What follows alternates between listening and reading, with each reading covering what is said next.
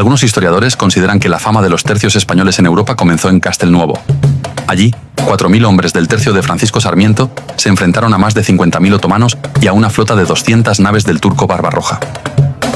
Dejados a su suerte, y sin recibir ayuda de ninguna otra potencia cristiana, la derrota era previsible, pero la resistencia marcó un precedente. Olvidados por el tiempo, ignorados por la historia oficial, estos valientes entregaron sus vidas en tierras lejanas, no solo por una bandera, sino por toda la civilización cristiana.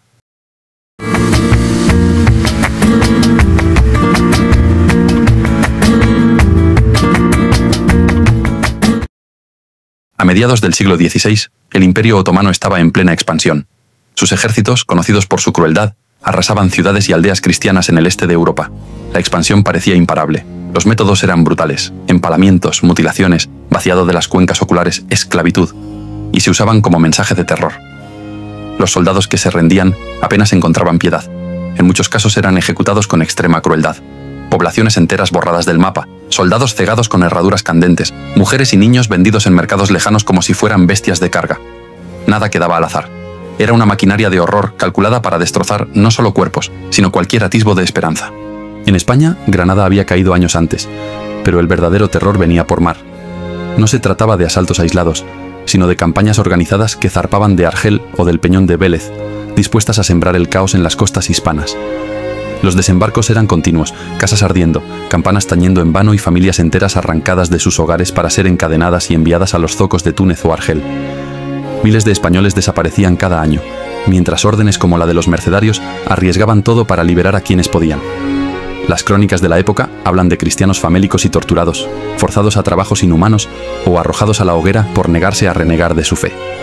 En 1529 Viena había logrado sobrevivir al empuje de más de 100.000 turcos gracias al esfuerzo conjunto de tropas españolas y lansquenetes alemanes. En Roma, la propia Santa Sede organizó actos masivos de oración con miles de velas encendidas en un intento de inspirar y sostener la moral de quienes combatían. El miedo se acrecentó cuando, en 1535, una gran flota otomana atacó el sureste de Italia, arrasando ciudades y asesinando sin piedad. Otranto, un punto clave entre el Jónico y el Adriático, sufrió uno de los peores asedios. Su guarnición aragonesa resistió hasta agotar comida y agua, y fue finalmente aniquilada. En 1538 se había formado la Liga Santa entre el Papa Paulo III, la República de Venecia y el emperador Carlos. El objetivo era frenar la expansión turca en el Mediterráneo oriental e incluso preparar una ofensiva para conquistar Constantinopla. En teoría, el acuerdo establecía que España aportaría 82 galeras, Venecia otras tantas y el Papa 36.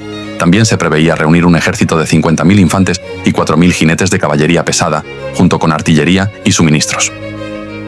Carlos I diseñó una estrategia ambiciosa: sitiar Constantinopla por mar, mientras un ejército avanzaba por tierra desde la costa dálmata atravesando los Balcanes. Para ello era imprescindible una cabeza de puente en Dalmacia. La fortaleza elegida fue Castelnuovo, situada entre Ragusa, actual Dubrovnik, y Cátaro, actual Kotor. Allí fueron enviados unos 4.000 soldados del Tercio Viejo de Nápoles, veteranos curtidos en campañas en África e Italia, y al frente Francisco Sarmiento, un veterano con décadas de campañas a sus espaldas, reconocido por su valor y su capacidad táctica. La realidad fue muy distinta. La coalición apenas consiguió poner en el mar unas 130 galeras y reunir 15.000 soldados, la mayoría españoles. La fuerza era claramente insuficiente para igualar el poder militar otomano. Venecia buscó un pretexto para romper de facto la Liga Santa, pues para sus intereses comerciales resultaba más rentable pactar con Solimán el Magnífico que mantener la guerra, y así aceptó pagar un tributo anual de 300.000 ducados al sultán. Tras la disolución de la Liga Santa y la retirada veneciana, las galeras españolas de Andrea Doria eran una fuerza demasiado pequeña para enfrentarse a la poderosa flota otomana. El almirante genovés comprendió que no tenía forma de socorrer a la guarnición de Castelnuovo, bloqueada por mar y asediada por tierra por unos 30.000 hombres bajo el mando del gobernador turco de Bosnia. Castelnuovo quedaba aislada y condenada a pasar el invierno sin posibilidad real de recibir ayuda. En la fortaleza, Francisco de Sarmiento contaba con compañías procedentes de Florencia y de los tercios de Málaga, Lombardía y Nápoles. Bajo el mando de los capitanes Machín de Munguía, Juan Pérez de Zambrana y Pedro de Sotomayor. En total, unas 15 banderas, equivalentes a algo más de los efectivos de un tercio viejo. A esto se sumaba una compañía de caballería ligera, varias piezas de artillería dirigidas por el capitán Juan de Urrés y 4 o 5 embarcaciones menores para aprovisionamiento o envío de mensajes. La guarnición española de Castelnuovo se preparaba para lo inevitable. Tras la retirada veneciana, el tercio de Francisco Sarmiento quedaba completamente aislado. La entrada del Adriático estaba controlada por los otomanos, y desde el exterior no llegaría ni un solo refuerzo. La plaza era estratégica, pero su situación geográfica la convertía en un objetivo claro y vulnerable. El 18 de julio de 1539, el almirante Hayreddin Barbarroja inició el ataque con la fuerza de choque otomana, que incluía unos 20.000 hombres, entre ellos unos 5.000 genízaros, la élite de la infantería turca. Tras los primeros bombardeos y combates, Barbarroja, consciente del precio a pagar para tomar la fortaleza, ofreció a los defensores una rendición. Podrían marchar a Italia con sus banderas y recibirían 20 ducados por soldado. Sarmiento transmitió la oferta a sus oficiales. La respuesta recogida en el Archivo General de Simancas fue dada por el alférez Garcí Méndez.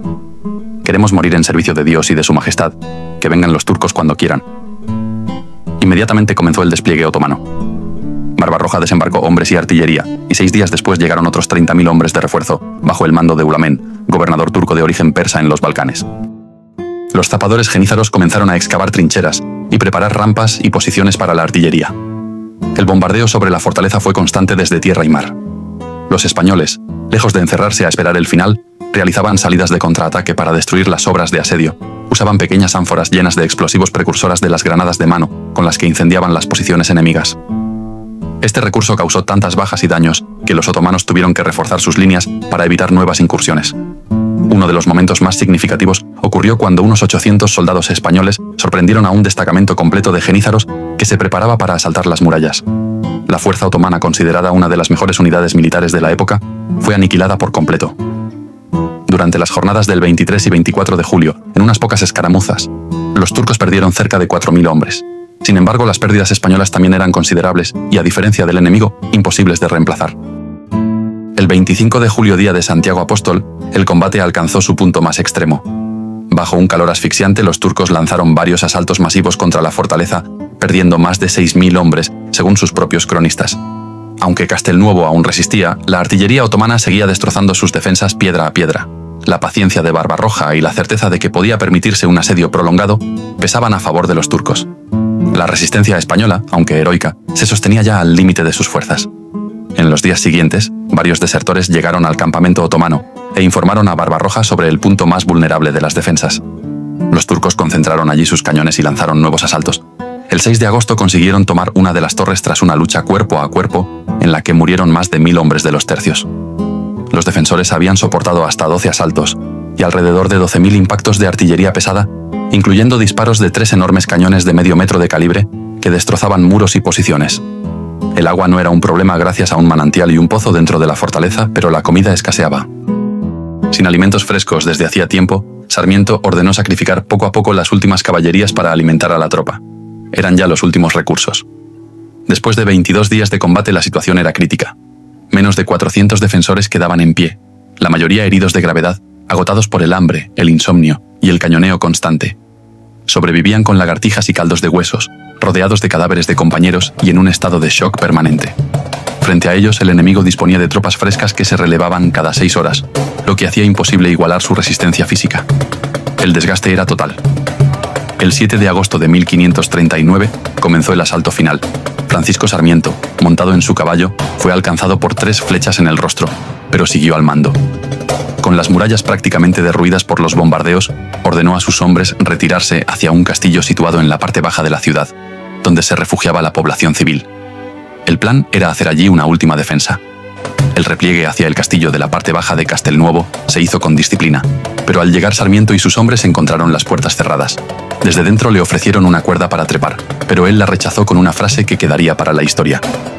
Dios nunca querría que yo me salvara y mis compañeros murieran sin mí. En lugar de ponerse a salvo, se unió a los capitanes Machín de Munguía, Juan Vizcaíno y Sancho Frías para organizar la última defensa. Rodeados por un ejército que los superaba abrumadoramente, los últimos soldados españoles combatieron hasta caer. Luchando espalda con espalda, se atrincheraron entre las ruinas de la muralla y allí, rodeados, fueron abatidos uno a uno por los genízaros. Al final de la jornada, Castelnuovo estaba en manos otomanas. La resistencia había sido tan dura que costó a los turcos casi 4.000 genízaros y otros 16.000 hombres, según sus propias crónicas, aunque algunas fuentes elevan la cifra total de bajas a más de 35.000. De los defensores españoles solo sobrevivieron unos 200, la mayoría heridos. Entre ellos estaba Machín de Munguía, a quien Barbarroja ofreció la libertad y un puesto en su ejército. El almirante otomano conocía bien su valor, pero Munguía rechazó la oferta y fue decapitado en el acto. La represión fue brutal. La mitad de los prisioneros y todos los clérigos fueron ejecutados en el momento como venganza por las enormes pérdidas sufridas. Los pocos supervivientes fueron enviados como esclavos a Constantinopla. Aún así, 6 años más tarde Garciméndez y otros cautivos lograron apoderarse de una galeota en Turquía, mataron a sus captores y jugándose el todo por el todo lograron alcanzar Mesina en 1545. La defensa del Tercio de Sarmiento impresionó a toda la Europa cristiana y fue cantada por poetas de la época. Enfrentados a un enemigo mucho más numeroso, los españoles fueron comparados con los héroes de la antigüedad. Su gesta fue vista como un eco de Numancia y de las Termópilas, una resistencia inmortal contra un enemigo abrumador. Solo voces aisladas como la del humanista Sperone Speroni se atrevieron a burlarse del sacrificio español. Sarmiento murió en combate al frente de un último grupo que salió a presentar batalla en campo abierto. Herido de gravedad, rechazó que lo izaran con cuerdas al interior de una posición más segura y sangrando abundantemente cargó a caballo junto a Sancho Frías hasta caer en un combate desigual. Los heridos capturados fueron ejecutados en sus camillas. El resto, incluidos aguadores y personal auxiliar, fue vendido como esclavo en Estambul. Los cuerpos de los caídos fueron incinerados en una gran pira y la fortaleza demolida para borrar cualquier rastro de la gesta. Para someter a aquel tercio hicieron falta más de 50.000 hombres. La victoria otomana dejó el Mediterráneo como un lago turco, mientras las potencias cristianas seguían divididas. Francia incluso colaboraba con los turcos para debilitar a España. Con el tiempo, en ese mismo mar dominado por la Media Luna, la cristiandad se reuniría para librar la mayor batalla naval conocida hasta la Segunda Guerra Mundial, Lepanto. Allí al fin el turco conocería el sabor de la derrota. El poeta Gutiérrez de Cetina dedicó un emotivo homenaje al Tercio de Sarmiento con unos versos que resumen el espíritu de aquella gesta.